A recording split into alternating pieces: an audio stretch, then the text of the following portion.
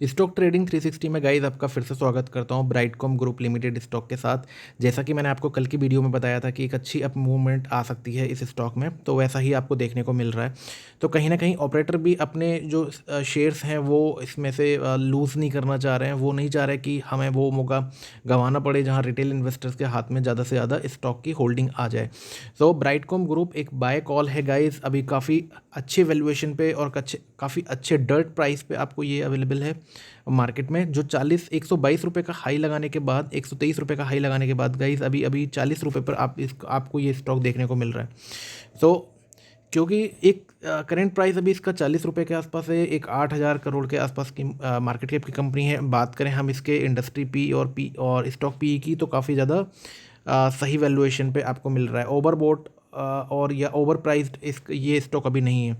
Are O E and R O C की बात करें गाइस, तो आर ओ सी 30 के आसपास है और आर ओ ई की बात करें तो वो भी 20+ में है, 21.3% के आसपास है। कंपनी पर एक पैसे का भी डेट नहीं है गाइस, ये सबसे इम्पोर्टेंट चीज़ है कि कंपनी पर एक भी पैसे का डेट नहीं है। और काफ़ी अच्छे एक 52 वीक हाई, इसका एक 123 के हाई लगाकर स्टॉक जो है अभी 40 रुपये पर अवेलेबल है। क्योंकि एक फॉरेंसिक ऑडिट की जो जांच कर रही है सेबी अपने डिलॉयट यूएसए के थ्रू इस ब्राइटकॉम ग्रुप के फाइनेंशियल्स की और उसकी ऑडिटिंग कर रही है। तो इस रीज़न की वजह से जो रिटेल इन्वेस्टर्स हैं उसके मन में काफ़ी ज़्यादा जो डर बैठ गया है और वो ये सोच रहे हैं कि कहीं ऐसा ना हो कि हमारा पैसा जो है वो इस स्टॉक में कहीं डूब ना जाए। तो यही एक रीज़न है कि जो भी आपको सेलिंग दिखाई देती है कि 2 दिन अपर सर्किट एंड फिर एक दिन लोअर सर्किट, इस तरह से स्टॉक की जो मूवमेंट अभी दिखाई दे रही है। कंपनी ने मैं कुछ पॉइंट्स जैसे कि मैंने पहले भी बताया, मैं आपको फिर से रिपीट करना चाहूँगा कि कंपनी की अगर ऑडिटिंग में कुछ गड़बड़ होती गाइस, तो और कंपनी को अगर ऐसा लगता कि हाँ इसकी जो ऑडिटिंग है वो नेगेटिव आने वाली है, तो उस तरह के रिजल्ट्स पेश नहीं करती जिस तरह के रिजल्ट्स कंपनी ने अभी फिर से जून के क्वार्टर में पेश किए हैं। काफ़ी आउटस्टैंडिंग रिजल्ट्स पेश किए हैं, जैसा कि गाइस मैंने आपको बताया भी था। आप देखेंगे कि एक 52 वीक हाई लगाने के बाद स्टॉक में एक बड़ा कंसोलिडेशन जैसे ही अपसाइड में गया स्टॉक, अभी काफ़ी फिर से नीचे डाउन साइड की तरफ आ चुका है। तो अभी 200 डीएमए और 50 डीएमए पर सपोर्ट ले रहा है स्टॉक। एंड जैसे ही यहाँ से ये रिकवर होता है स्टॉक, तो ये अपना जो प्रीवियस हाई है इसको ब्रेक कर देगा। सो क्योंकि काफ़ी अच्छी परफॉर्मिंग कंपनी है, ग्रोइंग कंपनी है, काफ़ी अच्छी ग्रोथ है इस स्टॉक में। और इस कंपनी में जिस तरह के रिजल्ट्स कंपनी पेश कर रही है, तो कह सकते हैं कि ये आने वाले टाइम में भी एक मल्टीबैगर रिटर्न्स आपको दे सकती है। तो जिस तरह के रिजल्ट्स कंपनी ने दिए हैं, मैं आपको फिर से रिपीट करना चाहूँगा, अब तो स्क्रीनर पर भी अपडेट हो चुके हैं। जून क्वार्टर में कुछ 1481 करोड़ का कंपनी ने सेल्स रेवेन्यू जनरेट किया है। बात करें अगर मार्च क्वार्टर की, तो 1240 करोड़ का। और जून क्वार्टर की बात करें पिछले साल की, तो 654 करोड़ का सेल्स रेप कंपनी ने दर्ज किया है। वही बात करें अगर हम नेट प्रॉफिट का, तो जो कंपनी का नेट प्रॉफिट जो 106 करोड़ के आसपास का था मार्च क्वार्टर में, जो दर्ज हुआ था 223 करोड़ का, अभी बढ़कर जो है वो 277 करोड़ के आसपास का हो चुका है। तो एक बहुत अच्छा रिजल्ट कंपनी ने पेश किया। यहाँ से लगभग 2.5 गुना कंपनी ने रिजल्ट, 2.5 गुना से भी ज़्यादा रिजल्ट कंपनी ने नेट प्रॉफिट दर्ज किया है कंपेयर टू जून क्वार्टर। तो ये बहुत अच्छी बात है कंपनी पर। जैसे मैंने बताया आपको कि बिल्कुल भी कर्ज कंपनी पर कर्ज नहीं है। और अगर हम बात करें इसके रिजर्व्स की, तो एक शानदार एक बहुत बड़ा अमाउंट इनका 4,891 करोड़ का कंपनी के पास रिजर्व्स है। और कंपनी ने, जैसा कि मैंने आपको डॉक्यूमेंट में दिखाया भी था, जो इन्होंने जो कंपनी ने जो पोस्ट किया था वीएससी पर, तो आपने उस डॉक्यूमेंट में भी देखा होगा कि कुछ एडवर्टाइजिंग एजेंसी जो हैं कंपनी ने उनके साथ उनका एक्विजिशन किया है। और कुछ लोकल रीजनल न्यूज़पेपर एजेंसीज़ हैं उनके साथ भी वर्क कर रही है। एंड बर्लिन, जो जर्मनी में जो बर्लिन है, बर्लिन में भी इन्होंने अपना एक ऑफिस ऑपरेट किया है। एंड अभी जो था अभी गाइस जो है मीडिया मिंट का जो है, आई थिंक मीडिया मिंट का भी इनका जो प्रॉफिट है वो इसमें ऐड होकर आया है। और एक एफएम की जो कंपनी जो इन्होंने एक्वायर की थी यूएस में, उसका भी इसमें प्रॉफिट इसका ऐड होकर आया है। तभी एक शानदार रिजल्ट कंपनी ने पेश किया है। जैसा कि आपने एक पुराने इसके अपडेट देखा होगा इस कंपनी का, जब इन्होंने बीएससी पर अपडेट किया था एक डॉक्यूमेंटेड आपने देखी होगी फाइल, कि इन्होंने उस स्टॉक में एक रिप्रेजेंट की थी एक बात कि इनका जो दिसंबर का क्वार्टर है वो सबसे ज़्यादा रेवेन्यू जनरेट करने वाला मंथ है। सो यहाँ पर जिस लेवल पर अभी स्टॉक ये अवेलेबल है 40 रुपये का, जब 122 रुपये के लेवल पर ये स्टॉक था और 100 रुपीज़ पर ये स्टॉक गया था, वहाँ पर काफ़ी लोगों ने बाय किया था एवरेज करने के लिए। देन 80 पर ये स्टॉक गया, देन तब भी काफ़ी लोगों ने इसमें बाय किया था। 60 के लेवल पर भी काफ़ी अच्छी बाइंग हुई थी। 30 रुपीज़ तक के लेवल पर ये स्टॉक गया था क्योंकि काफ़ी पैनिक सिचुएशन क्रिएट हो चुकी थी। एंड ऑपरेटर भी कहीं ना कहीं इस स्टॉक में काफ़ी ज़्यादा एक्टिव है। सो गाइज़, आपको क्या करना है कि प्रमोटर आप देखेंगे कि देखो नेगेटिव बात ये भी थी कि स्टॉक की जो होल्डिंग है, प्रमोटर्स की जो होल्डिंग है वो डिक्रीज़ हुई है। जून पिछले साल जून से आप देखेंगे तो प्रमोटर्स की होल्डिंग जो है वो जो 22.4 के आसपास थी वो अभी 18.47 के आसपास हो चुकी है। बट ये सारी की सारी होल्डिंग आप गाइस देखेंगे ना, तो ये सारी की सारी होल्डिंग जो है वो FIIs ने ओवरटेक कर ली है। तो यहाँ पर आप देखेंगे कि FIIs की होल्डिंग जो बिल्कुल ना के बराबर थी, 1% भी नहीं थी, वो अब बढ़कर 14% के आसपास होने वाली है। और अभी भी पैनिक करके लोगों रिटेल इन्वेस्टर्स को इस स्टॉक से, इस स्क्रिप्ट से हटाया जा रहा है, रिमूव किया जा रहा है। पैनिक होकर लोग अपना लॉस बुक करके भाग रहे हैं इस स्टॉक से। और जो FIIs हैं वो अपनी होल्डिंग अभी भी बनाए हुए हैं और अपने जो शेयर्स, जो रिटेल इन्वेस्टर्स जो छोड़कर अपने शेयर्स को भाग रहे हैं इस स्क्रिप्ट से, इस स्टॉक से, वहाँ FIIs उतना ही ज़्यादा स्ट्रॉन्ग होकर और उतना ही ज़्यादा कॉन्फिडेंट होकर इस स्टॉक को बाय कर रहा है।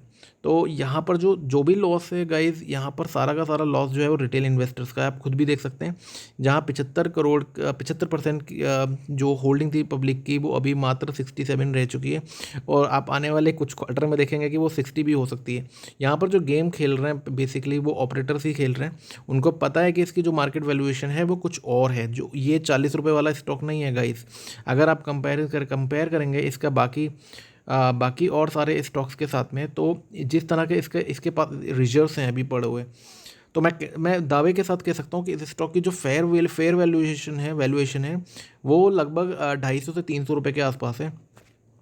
और अगर हम बात करें, हम स्टॉक प्राइस के कंपाउंड एंड प्रॉफिट ग्रोथ की बात करें गाइस, तो 3 ईयर्स की 27%, 5 ईयर्स की 16% एंड 17% ये 10 ईयर्स की है। तो काफ़ी अच्छी एक हेल्दी कंसिस्टेंसी बनी हुई है। अभी फ़िलहाल कुछ सालों तक ये अच्छी परफॉर्म नहीं कर रही थी, बट अभी कंपनी के पास एक बहुत बड़े अमाउंट में कंपनी के पास जो है रिजर्व्स मौजूद है। 5,000 करोड़ कोई छोटा मोटा अमाउंट नहीं होता गाइस। 8,000 करोड़ मार्केट कैप की कंपनी है जो 5,000 के जिसके पास नेट रिजर्व अभी पड़े हुए हैं कंपनी के पास में। तो कह सकता हूँ कि इसका जो वैल्यूएशन है वो लगभग 35,000 मार्केट कैप की कंपनी ये है। बट क्योंकि पैनिक सिचुएशन बन चुकी है काफ़ी, तो गाइस इसमें जो है रिटेल इन्वेस्टर थोड़ा सा डरे हुए हैं कि फॉरेंसिक ऑडिट की रिपोर्ट नेगेटिव आएगी कि पॉजिटिव। अगर मैं बात करूं इसके अगर मैं अपनी एनालिसिस के बेसिस पे आपको बताऊं गाइस, तो मुझे जहां तक ये लग रहा है कि ये स्टॉक अभी 2 दिन तक, यानी कि थर्सडे एंड फ्राइडे, ये आपको अपर सर्किट में ही दिखेगा ये स्टॉक। क्योंकि 29 को मीटिंग है इस कंपनी की, ब्राइटकॉम ग्रुप की। 29 को इसी हफ्ते इस कंपनी की मीटिंग है जहाँ इन्वेस्टर्स कॉल है। तो आप उस मीटिंग में अगर कुछ भी पॉजिटिव, कुछ भी कंपनी डिक्लेयर करती है या कुछ भी अनाउंस करती है उस मीटिंग में, तो वहाँ से ये आपको स्टॉक फिर से रॉकेट बनता हुआ दिखाई दे सकता है।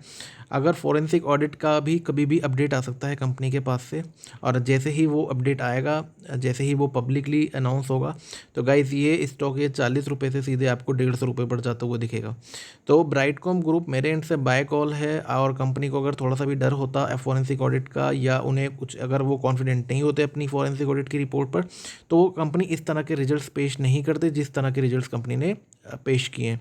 तो बहुत शानदार रिजल्ट्स पेश किए हैं कंपनी ने। और मैं कह सकता हूं कि ये स्टॉक अभी आपको 6 महीने तक इस स्टॉक को बेचने की कोई ज़रूरत नहीं है। आपका स्टॉक 80 रुपये पर जाते हुए दिख सकता है, 100 पर जाते हुए दिखाई दे सकता है, बट अब आपको 6 महीने तक इसको होल्ड करना है। एटलीस्ट आपको ये 200 से 250 तक का लेवल भी दिखा सकता है ये स्टॉक, क्योंकि जो भी पैनिक सिचुएशन है वो सारी की सारी फॉरेंसिक ऑडिट की वजह से है। और फॉरेंसिक ऑडिट की रिपोर्ट जैसे ही पॉजिटिव आती है, जैसे कि कंपनी ने मेंशन किया था अपने फाइनेंशियल रिजल्ट्स के साथ में कि accountancy details and other things have been submitted already to regulator, तो they are also waiting for the positive outcome. So यहाँ जो है फॉरेंसिक रिपोर्ट कभी का जो फीडबैक है, जो अपडेट है, जो आउटकम है, वो कभी भी आ सकता है। और अगर ये पॉजिटिव आता है गाइस, तो यहाँ से ये शेयर जो है वो रॉकेट बन जाएगा और आपको 100 से 150 तक के टारगेट ईजीली आपको जाते हुए दिखाई देंगे इस स्टॉक में। और वैसे भी गाइस एक इन्फॉर्मेशन आपको देना चाहूँगा कि अगर इन केस, क्योंकि हम दोनों ही एस्पेक्ट लेके चलते हैं, अगर इन केस अगर नेगेटिव भी इसकी ऑडिटिंग रिपोर्ट आती है, तो एक मामूली सी जो फ़ी होती है, जो पेनल्टी होती है, वो सेबी को कंपनी को पे करनी होती है। और उसके बाद में जो है जो ट्रेडिंग है वो बेसिकली वैसे की वैसी रहती है, वैसे ही चालू रहती है। कोई इसमें ऐसी इस तरह की कोई दिक्कत वाली बात नहीं है, कोई ऐसा कोई एटम बम नहीं है जहाँ लोगों को ये लगे कि कंपनी डीलिस्ट हो जाएगी या फिर ट्रेडिंग बंद हो जाएगी, स्टॉक 10 रुपये पर आ जाएगा। गाइस ऐसा नहीं हो सकता, क्योंकि कंपनी का जो वैल्यूएशन है ना वो काफ़ी ज़्यादा अंडर वैल्यूड है। और मार्केट जो है वो हमेशा जो सही स्टॉक एंड ग्रोइंग स्टॉक है उनको उनकी वैल्यूएशन ज़रूर प्रोवाइड करता है।